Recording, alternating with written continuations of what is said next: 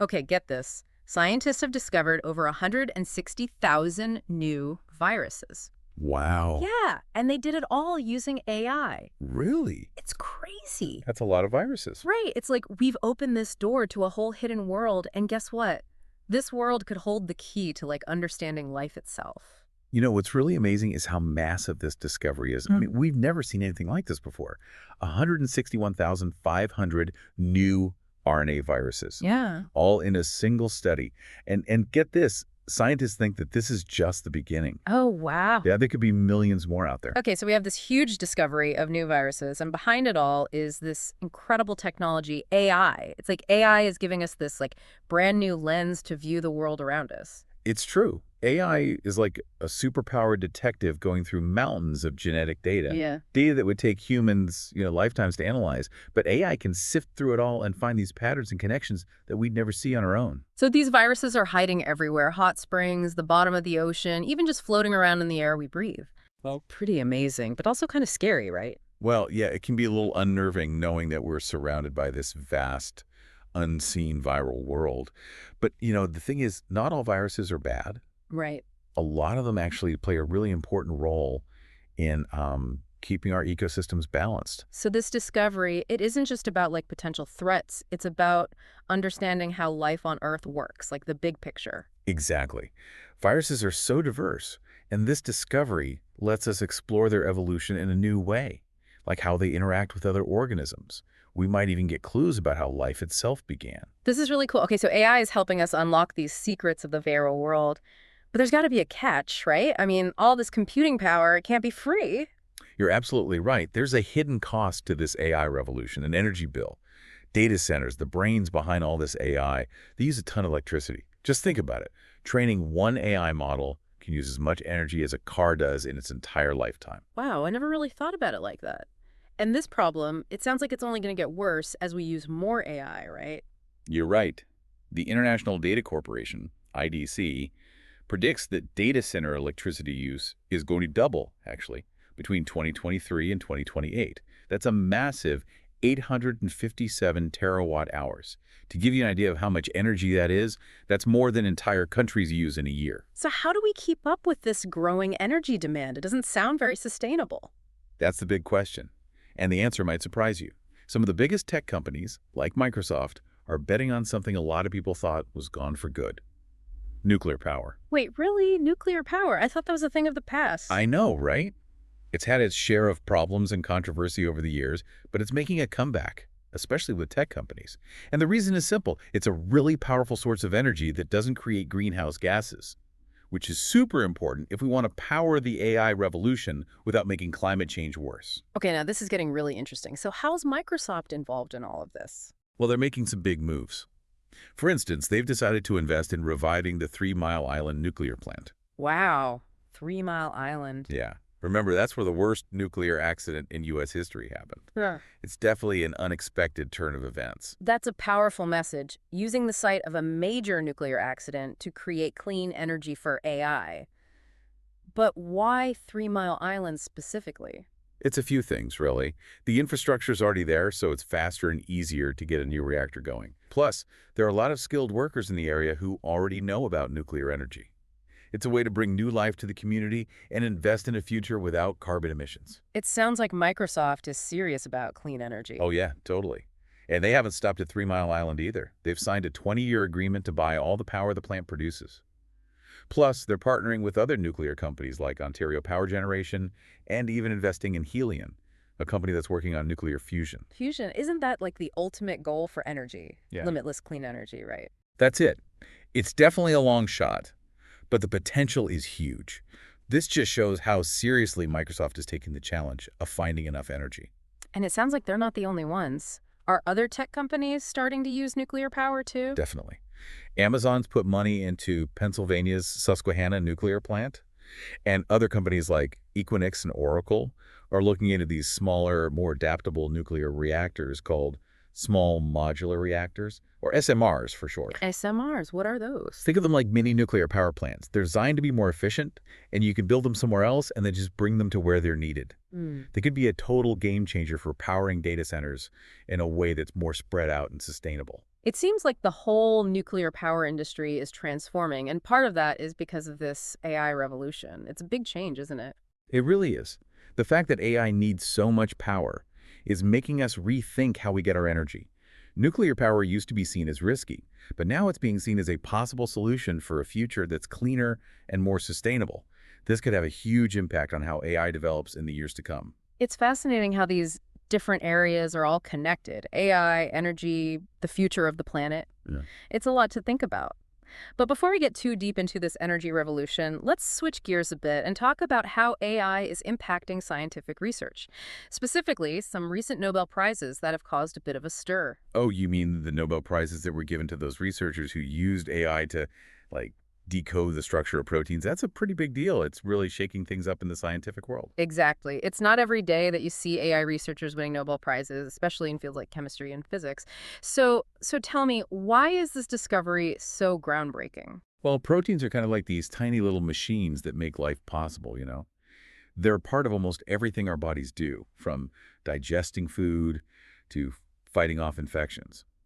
If we really want to understand how to make new medicines, how to fight diseases, or even how to create new materials with these incredible properties, we have to understand how proteins are structured. So AI is basically giving us a blueprint to the building blocks of life. Yeah, that's a great way to think about it.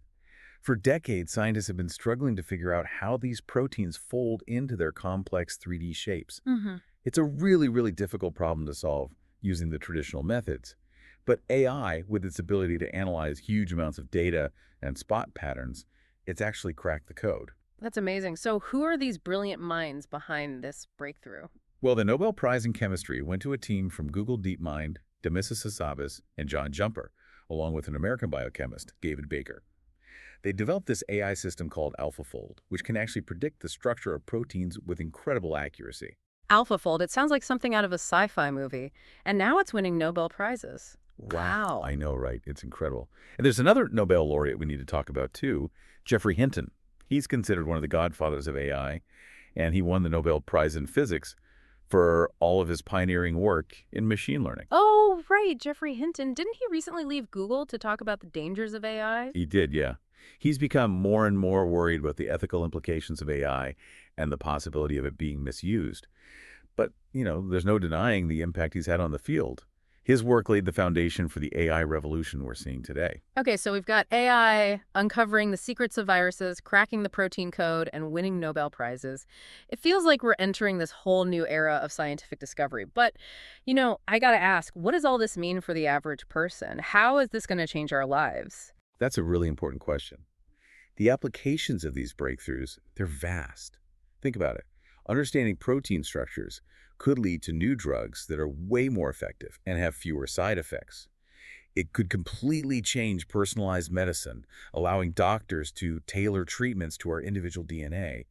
It could even help us understand and fight diseases like Alzheimer's and cancer in ways we never imagined possible. It sounds like AI is going to completely change healthcare. I think so. But it goes way beyond just medicine. AI is being used to develop new materials, make energy systems more efficient, and create more sustainable agricultural practices. It's even helping us address some of the biggest problems facing our planet, like climate change and pollution. Okay, so AI is driving these incredible advancements, but we've talked about how much energy this technology needs. Doesn't that seem a little contradictory? You're right, there is this tension between the amazing potential of AI and its growing energy footprint. As AI gets more sophisticated and becomes even more a part of our lives, the demand for computing power is only going to increase. So, are we heading for an energy crisis? Is there a way to balance all this progress with, the need for sustainable solutions? I think we're at a really important point. We can't just ignore the fact that AI needs a lot of energy. We need to invest in clean energy sources like we were just talking about with nuclear power, and we have to find ways to make AI itself more energy efficient. It's a complex problem, but at least people are starting to recognize these challenges. Yeah, I think awareness is growing, which is a good sign. The more we talk about these issues, the better chance we have of finding solutions. Speaking of solutions, let's shift gears a bit and talk about OpenAI, the company that created ChatGPT. They're making some interesting moves, especially in Europe, with new offices in Paris and Brussels. What's the strategy behind this expansion?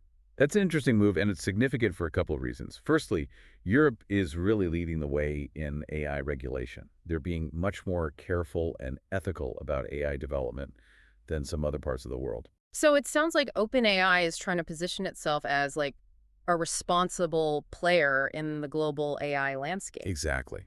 By setting up shop in Europe, OpenAI is showing that they're willing to work with European regulators and play by their rules. It's a way to build trust and prove that they care about developing AI responsibly. Yeah, that's a smart move, especially with all the concerns people have about the potential risks of AI. It is. And there's another strategic reason for this expansion, too. You see, Europe is a hub for top AI talent and research. By having offices in Paris and Brussels, OpenAI can tap into that pool of talent and collaborate with some of the leading institutions in Europe. So it's not just about regulations, it's about getting access to the best and brightest minds in AI. Precisely. It's a win-win situation. OpenAI gains access to top-tier talent and a more favorable regulatory environment, while Europe gets a boost to its AI ecosystem. It all makes sense. But we can't forget the financial aspect of all of this. OpenAI is currently in the middle of a massive fundraising round, aiming for a valuation of $150 billion. That's a crazy amount of money. It really is. Yeah. And it just goes to show how high the stakes are in this AI race. OpenAI is up against some of the biggest tech giants in the world, like Google and Microsoft. They need that money to attract the best talent, develop cutting-edge tech, and stay ahead of the game. It seems like the competition in AI is only getting fiercer. What does this mean for the future of AI development? Will we just end up with a few big companies controlling everything? It's definitely a possibility. But I think there's still a lot of room for innovation and new ideas in the AI space. Smaller startups with fresh perspectives could easily emerge and shake things up. AI is still relatively young, and the landscape is changing all the time. Okay, so we've covered how AI is affecting scientific research, how much energy it needs, and what companies like OpenAI are doing. But we haven't really talked about the possible downsides of this technology. There are concerns about jobs being replaced, privacy issues, and even the possibility of AI becoming too powerful, right? Yeah, it's like we're standing on the edge of something huge, something that could change everything. But like with anything powerful, there are downsides, right? Oh, absolutely. We can't just Ah. ignore those. As AI gets more and more capable, we have to make sure we're using it the right way, ethically. So what kind of concerns are people bringing up? One of the big ones is jobs. As AI and automation keep getting better, there's a chance that a lot of jobs, especially those that are repetitive or involve physical labor, could be done by machines. Yeah, I can see that. And that could mean people losing their jobs Yeah. and the economy being disrupted. That's a worry for sure. I mean, we've seen it happen before with other new technologies, but is it inevitable? Are robots really going to take over all the jobs? I don't think it has to be that way. The key is education and training, giving people the skills they'll need to succeed in a world where AI is everywhere. Right. We have to start thinking about the jobs of the future and make sure people are ready for them. So instead of being afraid of AI, we should see it as an opportunity to rethink how we work and create new kinds of jobs. Exactly. AI has the potential to free us from doing those boring, repetitive tasks and let us focus on work that's more creative, strategic, and fulfilling. It's all about finding that balance between what humans are good at and what AI can assist with. Okay, so beyond impact on jobs, what are some of the other concerns people have about AI? Well, privacy is a big one. As AI systems gather and analyze more and more data, there's some serious questions about how that data is being used and protected. We need strong rules about privacy to make sure our personal information isn't being misused or taken advantage of. It seems like we keep coming back to this need for good regulations to keep up with how fast AI is developing. Yeah, you're right. It's a real challenge for governments and regulators everywhere. We have to figure out how to encourage innovation while also making sure people are protected and that AI is used for the good of everyone. So we've got these potential downsides, but we also have this incredible potential for positive change. It feels like we're trying to find our way in this uncharted territory, right? That's a good way to put it. We're still in the early stages of the AI revolution, and it's our responsibility to steer it in the right direction. It's not just on one group either. Governments, businesses, researchers, and even individuals, we all have a part to play. So what can we do? How can we make sure that AI is developed and used in a way that's good for humanity? I think it all starts with knowledge and education. We need to be having open and honest conversations about what AI can do, both the good and the bad. We need to understand how AI works, what its limitations are, And be critical thinkers, always asking questions about what it all means. So it's not enough to just leave it to the experts. Everyone needs to be involved in shaping the future of AI. Exactly. The future AI isn't set in stone. We're creating it right now. And the choices we make today will determine what kind of world we live in tomorrow. That's a powerful thought. We're not just watching this happen, we're part of making it happen. I agree. We all have a role to play. So as we wrap up this deep dive into the world of AI, what's the one thing you want our listeners to remember? Stay informed, get involved, and be curious. Yeah. Ask questions, don't just accept things at face value, and speak up. The future of AI is in our hands. Great advice. It's a future filled with amazing possibilities, and it's up to us to make sure those possibilities are used for the right reasons. And don't forget, learning and discovery never stop. Keep that curiosity alive. That's all the time we have for today's deep dive. Thanks for joining us, and we'll see you next time for another fascinating look at the world around us.